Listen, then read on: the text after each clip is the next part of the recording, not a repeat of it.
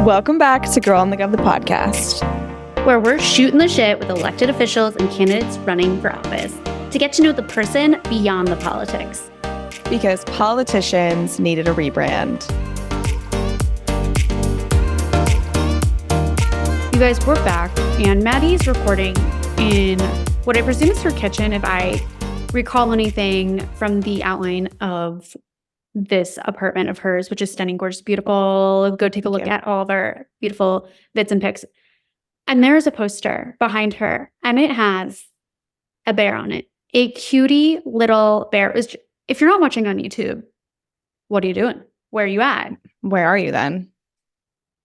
Not here. Clearly not here, but there's a cutie little bear. And I just want to say that I was driving this. I was passenger princessing, which is now a verb. And a baby bear was running after its mom across the street. Obviously, let him cross. I saw crossing that. Guard. I am so jealous because, like, it's truly my life's mission to see a bear one day. And you've never seen a bear? No, and I literally spent like my entire half of my life in Tahoe, which is Bear City, and I've yet to see a bear. And I'm like always, literally, I remember since I was like a child being in Tahoe and just like driving through and like looking through the forest trees and just like hoping to see one. Like when I'm driving by, still haven't seen one. But okay, first of all, that's so precious. I know. I wonder when it will happen for me. It'll be like a real sign of something, a real synchronicity. Ooh. See, I like that. Bears should be like a sign of something positive. And here's the thing. And if you guys don't know this about the two of us, both of our family mascots are bears. Yours is? Mm-hmm. Ours is it's a little Fred bear. His name is Fred. Oh, cute. Is that just because you guys branded it that way? It was, okay, so this is like a cheese story. My parents, when they were maybe not even first dating, but dating for a while, they were like out and about and saw this like adorable polar bear, like stuffed animal in the shop. And like, should we get it? A classic back and forth. And they ended up going back and getting it, naming it Fred. And then Fred just became synonymous with everything. Like and then you became a stuffed animal girly. It's fine. They birthed a stuffed animal girly. It didn't stop. It was like, whatever. It's fine. But have you seen the song on TikTok that like this girl's made that's like a remix of 6'5", Finance, Blue Eyes, whatever, which I'm obsessed with. Obsessed. And I'm like, yeah, that'd be me. And I was like, ooh, can I get an edit? And Aladdin can tolerate my stuffed animal obsession. I was like, I don't know how this goes into the jingle, but somehow. No, that's definitely a must for you. I remember the first time I went to your apartment in New York and saw your stuffed animals. I was like, and she still has a robust dating life. Look at her. What a catfish. They stay hidden. They stay on the bed. I'm not collecting them on shelves. It's just when they have cute faces. Then people also, here's the thing, besides that I'm guilty of purchasing myself, for sure, I admit, is people like know I like them. So then they just always buy them for me as presents. Yeah. And then it's never ending cycle. How much are stuffed animals these days? I'm like actually genuinely curious. Like, okay, so I'm gonna give you a whole pricing range. It's so ridiculous. There are a few reasons I know. One, including that I was like recently getting a baby gift for one of my friends. But the jelly cat ones, which are like the creme de la creme, and they are really cute. Those go for $28 to $35 for a regular size one. And then we bought one for like in memory of my mom because we called her Roo. So we got a kangaroo. And that was like $45 because it's bigger. And then they get up. They really get up there. But like, it's really, you're spending over $20 for a stuffed animal. You're not spending below that. Damn. I'm not. Damn. That checks out to me. I haven't bought a stuffed animal. I don't think I've ever bought one myself with my own money because I haven't had one since I was fully funded by my parents. In my defense, the only one that I've purchased for myself in the last few years is a shrimp because he's so cute and I needed something goofy. Thank you. But yeah, long story short is bears family mascots over here. If you also My know last Maddie name means bear, so. I always forget that. Mm-hmm. And then I remember bear. there's like the California bear flag situations. Whenever I see that, I think of you. Mm-hmm. Yeah. There's just bears and more bears. But luckily this time was not chasing me, because there was that scenario this fall that I never let anyone forget. Yeah, that's obviously, a situation I'm not interested in when it comes to seeing a bear. But I feel as though they're not usually too aggressive, depending on your energy. But yeah, I think we stepped into one of those situations in the bear chasing moment. We stepped into a situation that was already like hot. Like, yeah, or if the babies are around, Mama Bear goes crazy. No, Anyhow. I have one more thing before we obviously get into our guest. The scandal hit in Texas and the House of Representatives, naturally. I put this in our newsletter, this joke, and I can't stop saying it in my head because I just find it too funny. I want to know if Senator Bob Menendez and Rep. Henry, can't pronounce his last name, Maddie, this is your cue. Cuellar. There it is.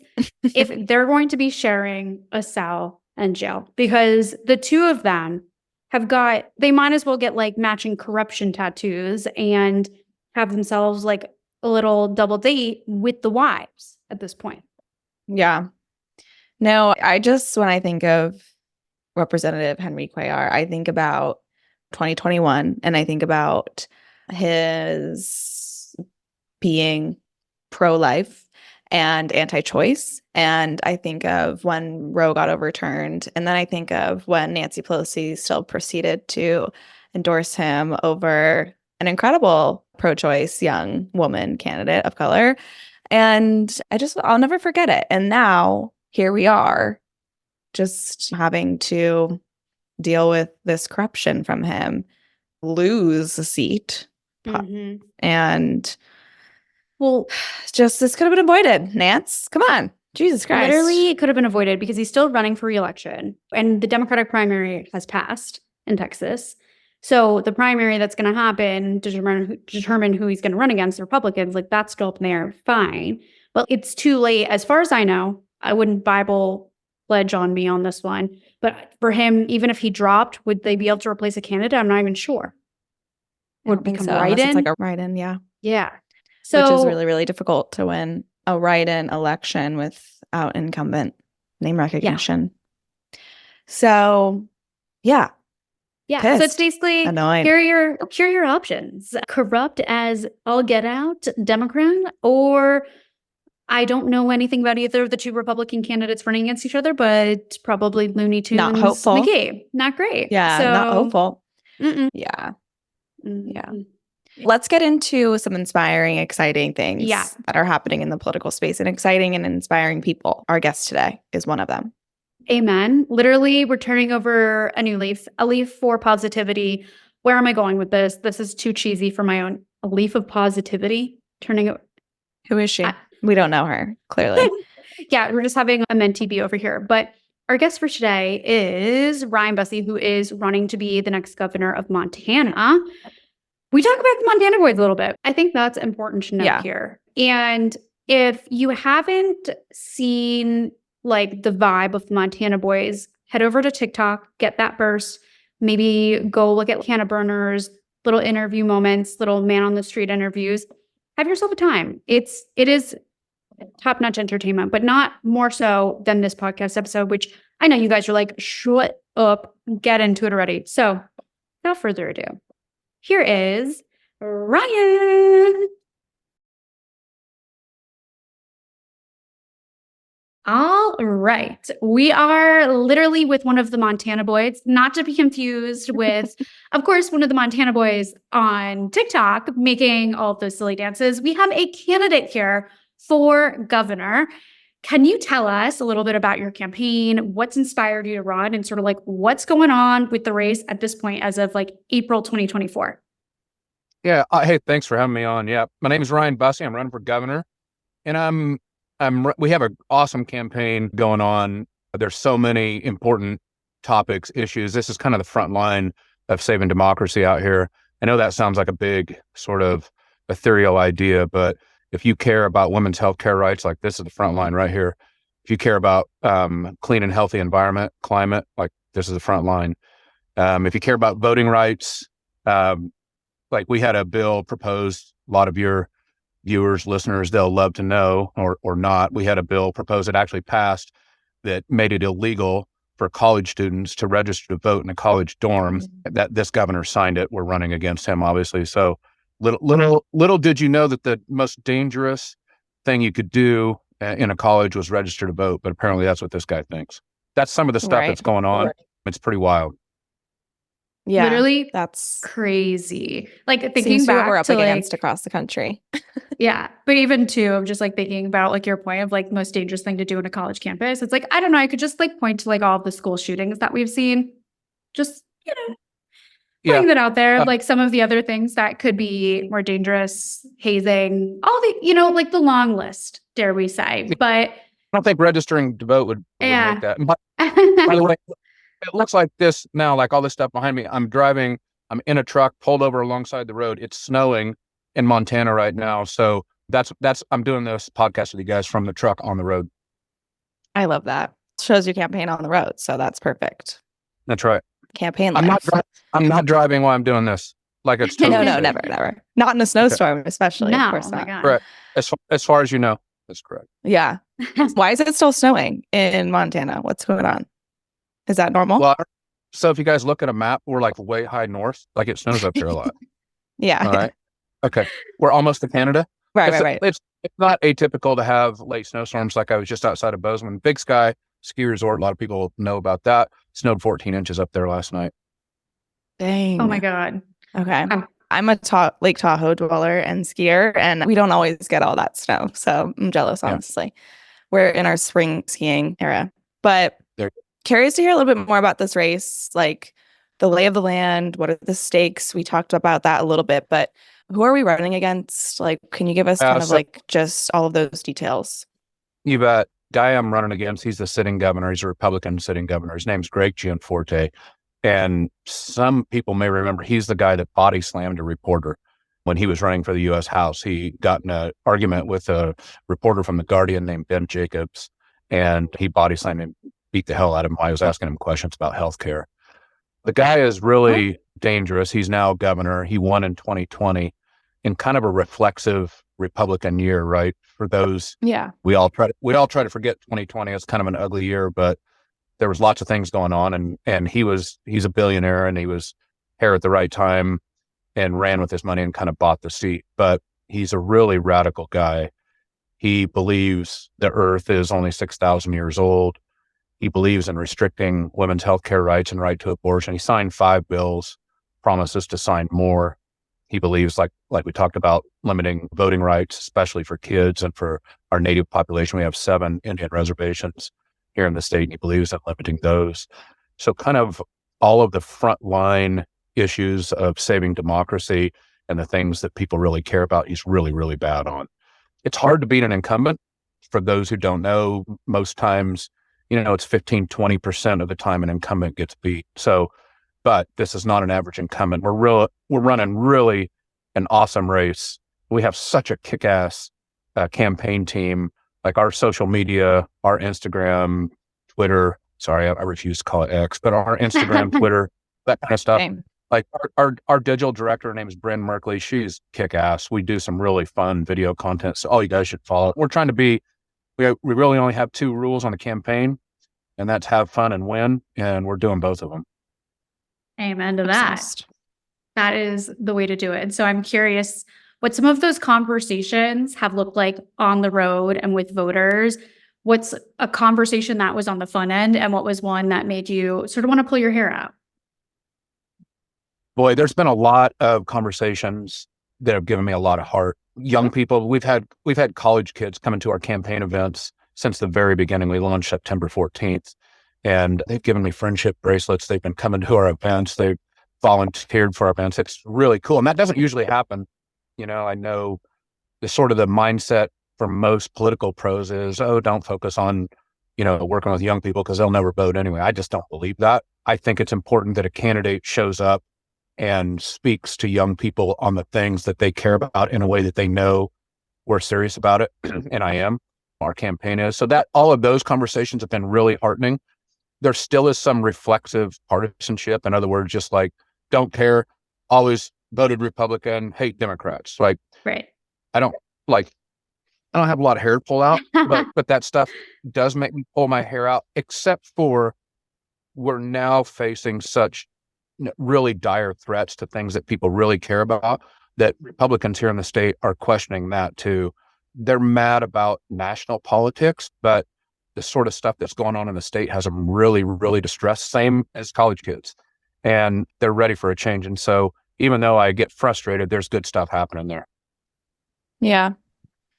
Well, when you talked about your campaign a little bit and your digital director and your social media, I just immediately thought about the Montana Boyz, which Sam actually prefaced in her intro. But yeah, I'm just curious, do we know the Montana Boyz? Do we have a potential strategy to get them on board as surrogates for the campaign? Like, what do you think? Okay, I do. I don't know them. I have seen them. I know what they're all about. I don't have a strategy yet, but like a bunch of young folks that work on my campaign, they'll probably get a strategy. I don't know. But like, I am a Montana boy, but I'm not one of those Montana boys, at least not yet. No, I definitely want a video of you doing like what's the Luke Combs song? Yeah. And when they go in the circle and then you're the one at the end, and then it's just like, turn out to vote. Montana. Let's go. All right. I'm in. Like, anything that's fun and drives engagement and sends a message, like we're here for it. For sure. Exactly. For sure. Well, speaking of all these moving parts and sort of this new media sphere, obviously we love podcasts. We have one. You're on one, all the things. But you're also on the road. Obviously, I would hope that you have something on the radio, something plugged into the aux cord. What is a podcast or two that you're listening to on the road that you would recommend to people? I listen. Yeah, I am a podcast geek. I listen to a lot of podcasts, and we have a lot of road time. And there's a couple that I recommend that are really good. One is the Bulwark podcast. Tim Miller is now the host of that. Good dude and really interesting. He's a former Republican flack, right? So he worked for the Bushes. He ran campaigns for Republicans, but he now runs a kind of a Never Trump podcast called the Bulwark, which is really good. Another one is called the Focus Group podcast, which is kind of a spinoff of that. And the hosts, they travel around and just meet, talk to voters about issues that concern them, and then do some commentary on it. And those are both, if you're not deep inside politics, but you kind of want to know what's going on and get a read for what's happening in the country, those are two that you can listen to. They're really entertaining. And the Bulwark is daily. So I know like people who listen to like me, I'm like, I run out of stuff to listen to sometimes. So I love it that the Bulwark's daily. And then the Focus Group is a weekly podcast. That's really cool. I love the Focus Group one. I haven't heard of that, but I will definitely give it a listen. I'm also curious, first, outside of campaigning time, like what are the things that you love to do in Montana? Like, do you fish? Do you hunt? Do you ski? What are your hobbies? And also like, I know campaign life is busy. So when you do have time, like which one is your number one thing to like, I need to go out and do this to just like have a minute to myself? Yeah. Montanans really do love outdoor stuff, skiing, hunting, fishing stuff. So season right now, it's been decent spring fishing season. And the other day I had a few hours between campaign events and I scrambled into my wading boots and ran to a river and I caught a few trout. I love to fly fish. So I did that. I have 3 bird dogs, and during the hunting season, I love to chase those bird dogs around. I do that. My son, he's a sophomore in high school. My youngest son, he's a huge skier. So he's loving the ski season. So we're running around trying to do all that. We don't have enough time because the campaign is like, it takes up a bunch of time. But when we do have a few moments, those are the things we're doing. Totally. Makes sense. Also, in case you didn't realize, we are totally making a Rex list of all the things that we want to do in Montana, because both Maddie and myself have been chomping at the bit for a Montana trip for maybe like at least the last 2 years. I feel like that's just been a constant. It's on my list for this summer. Mm-hmm. So if you have any recommendations for summer things. Man, there's so many awesome things to do. And it's a great state to visit. I know, like one really cool thing, I go through all these small towns And somewhere along the line, somebody in Montana, like 100 years ago, decided that every town would have a bar named the Mint. So like it would be cool to do a Mint bar tour, like just go to every small town and go to the next Mint bar. And they're in these cool little towns, so like when you ask like a recommendation or a restaurant recommendation, I'm like, do all the Mint bars. I mean, I think there's probably like 50 of them. So it'd be a long tour, but it'd be fun. Wait, that's such a good recommendation. You probably won't see that on a travel guide online. That's a real. Yeah, that's like an inside baseball. That's right. That's local rec.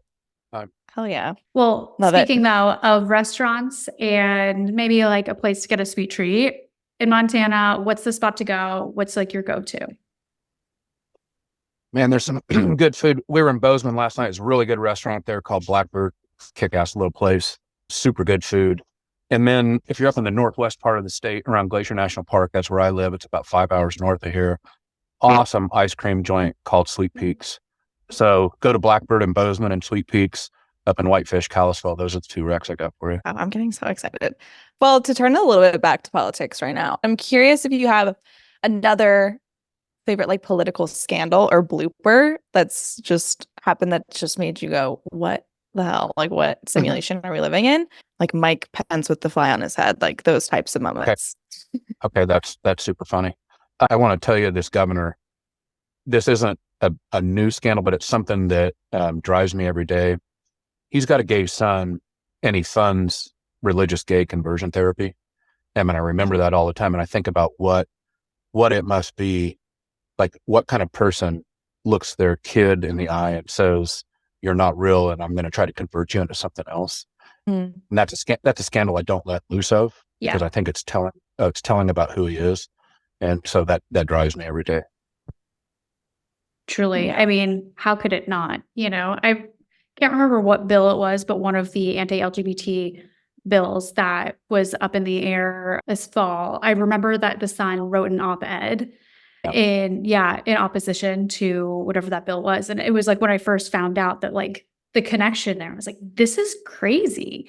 Like that sort of that disconnect between parent and child, beyond me. Yeah. But I'm curious too, obviously the, attacks on LGBTQ rights top of mind for people nationally, but also in Montana. What are some of the other issues that are top of mind for Montanans? Like if you were to name 2 even that are always sort of like the talk of the town, what are those? Yeah, so abortion rights and women's health care access, huge deal. They signed 5 bills. Gianforte celebrated, promised to sign more. We're on the front line of that. They're trying to turn us into another Idaho or Texas, really frightening. And we're running hard on that, and we're not being apologetic about it. The other one is we have a huge affordability crisis here. People can't afford to live in the towns where they work. Students, after they graduate from college, they can't find a job that pays enough to buy a house in Bozeman or Missoula or Kalispell or almost any town. And the sort of scandal around that, or the issue around it, is Gianforte raised property taxes on everybody and made it way worse. And that so between women's health care and abortion and raising property taxes and the affordability crisis, like those are the 2 things that have people really animated. And we're running full blast on both of those. Yeah.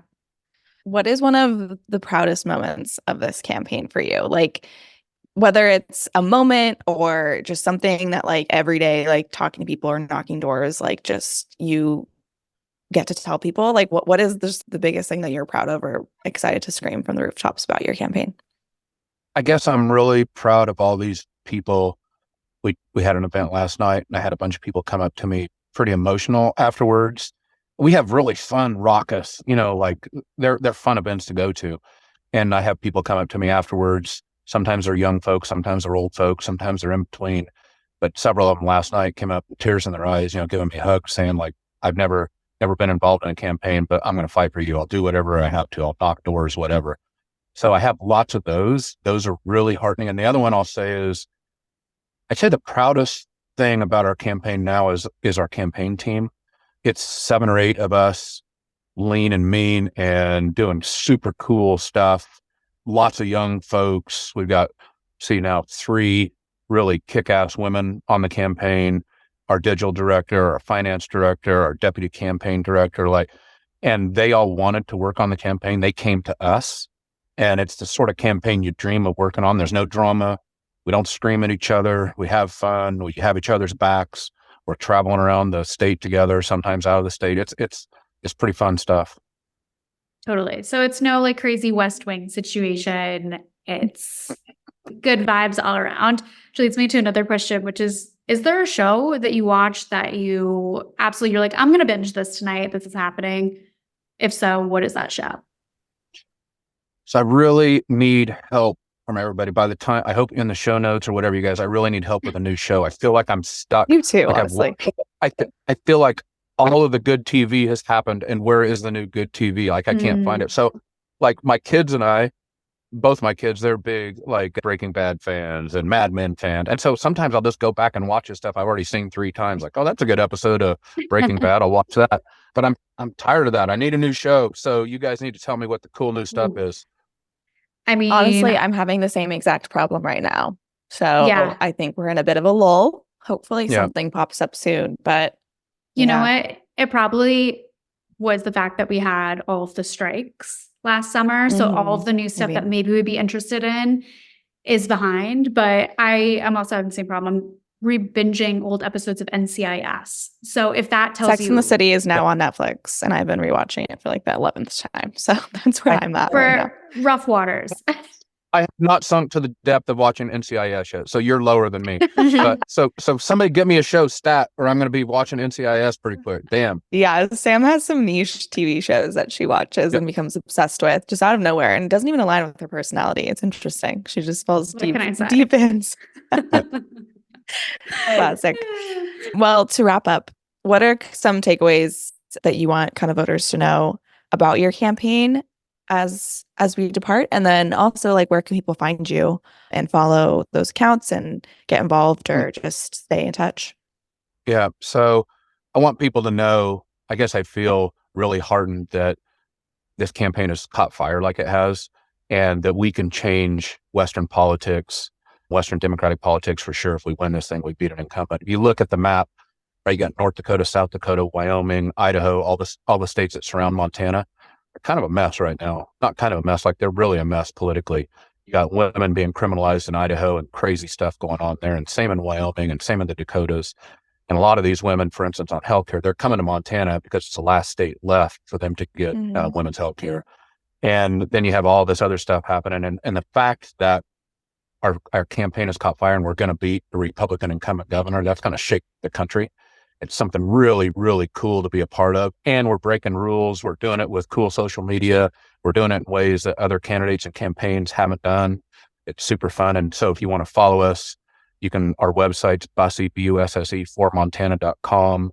My Instagram is Ryan D. Busse. I'm on Twitter. You can, follow us all those places, and we'd love to see you there.